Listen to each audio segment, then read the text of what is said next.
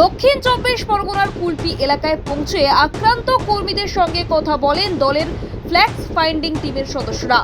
Vote পরবর্তী হিংসাত্মক ঘটনার জেরে উত্তপ্ত দক্ষিণ চব্বিশ পরগনার কুলপি এলাকা।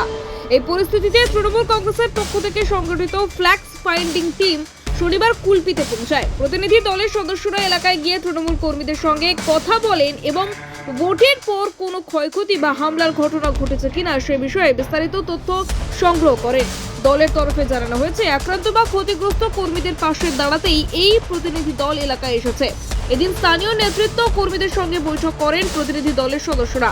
এলাকায় সামগ্রিক পরিস্থিতি খতিয়ে দেখে প্রয়োজনীয় রিপোর্ট দলীয় নেতৃত্বদের কাছে জমা দেওয়া হবে বলে সূত্রের খবর। স্থানীয় তৃণমূল কর্মীদের অভিযোগ, ভোটের পর থেকে বিভিন্ন এলাকায় আতঙ্কের পরিবেশ তৈরি হচ্ছে।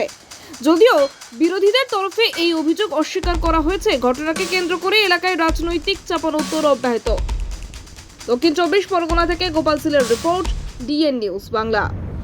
একটা ব্যাপার স্পষ্ট, আজকে অনিমা হালদার, রূপা হালদারকে যেভাবে মেরে মানে মাথা ফাটিয়ে এতগুলো স্টিচ করা হয়েছে, একটা জিনিস স্পষ্ট, এবং এই বার্তাটা আমরা হাইকোর্ট পর্যন্ত মমতা বন্দ্যোপাধ্যায়ের মাধ্যমে নিয়ে যাব in the form of a affidavit.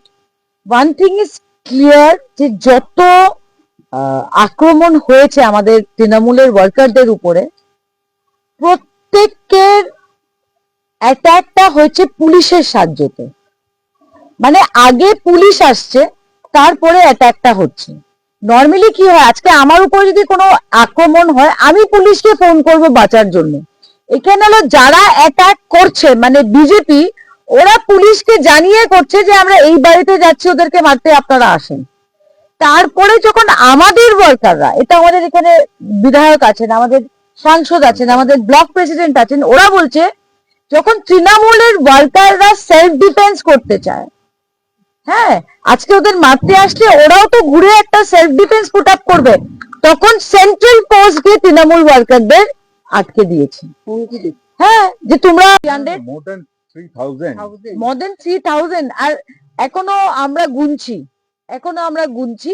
আর এটা নিশ্চিত, যেটা আমাদের নেত্রী মমতা বন্দ্যোপাধ্যায় বলেছেন, যে আমরা হাইকোর্টে এইগুলো ফ্যাক্ট ফাইন্ডিং টিম আমরা কেন এসেছি, আমরা নিজের চোখে দেখে লাগলে আমরা অ্যাফিডেভিট দিব মমতাদির হাতে, উনি হাইকোর্টে এগুলো ব্যাপার তুলবেন।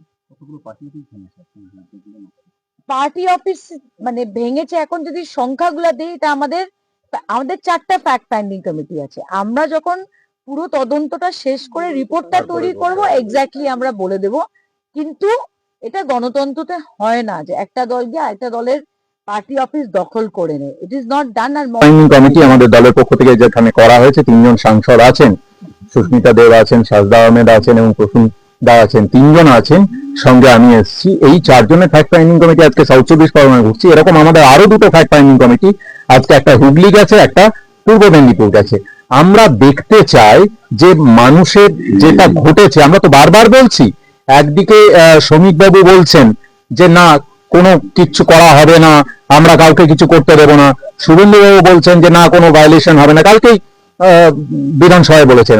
আমরা বলতে চাই যে ওনাদের এবার বোঝা উচিত যে ওনারা আর বিরোধী দলে নেই, ওনারা এখন শাসক দলে এসেছেন, এবং শাসক দলে যখন থাকেন তখন তারা কিন্তু প্রত্যেকের শাসক। মানে শুভেন্দু অধিকারী যেমন বিজেপির মুখ্যমন্ত্রী, তেমনি আমারও মুখ্যমন্ত্রী। ওনার দায়িত্বের মধ্যে পড়ে আমাদের সকলকে প্রোটেকশন দেওয়া। যেটা হচ্ছে সেটা ঠিক হচ্ছে না, এবং জাস্টিফিকেশন দেওয়া হচ্ছে। কালকে স্বপ্না বর্মনের বাড়ি পুড়িয়ে দেওয়া হলো, জাস্টিফিকেশন দেওয়া হচ্ছে অমুক সালে অমুক কালে কেউ করেছিল। তো আপনি 2000 বছরের জাস্টিফিকেশন দিয়ে এই সরকার চলবে না। আপনারা সরকার করেছেন, এবং পুলিশকে বলবো স্পেসিফিক্যালি, হাইকোর্ট যে রায় দিয়েছে আপনারা সেই রায়কে সম্মান জানান। আর মানুষজনকে বলবো কেউ চিন্তা করবেন না, এখনো আমরা আছি, বাংলার মানুষের সঙ্গে এখনো আমরা আছি। প্রত্যেকটা মানুষ যারা আক্রান্ত হচ্ছেন, যারা হেনস্থার শিকার হচ্ছেন, তাদের পাশে। আজকে দেখুন আমাদের এতজন সাংসদ এখানে এসে পৌঁছেছেন।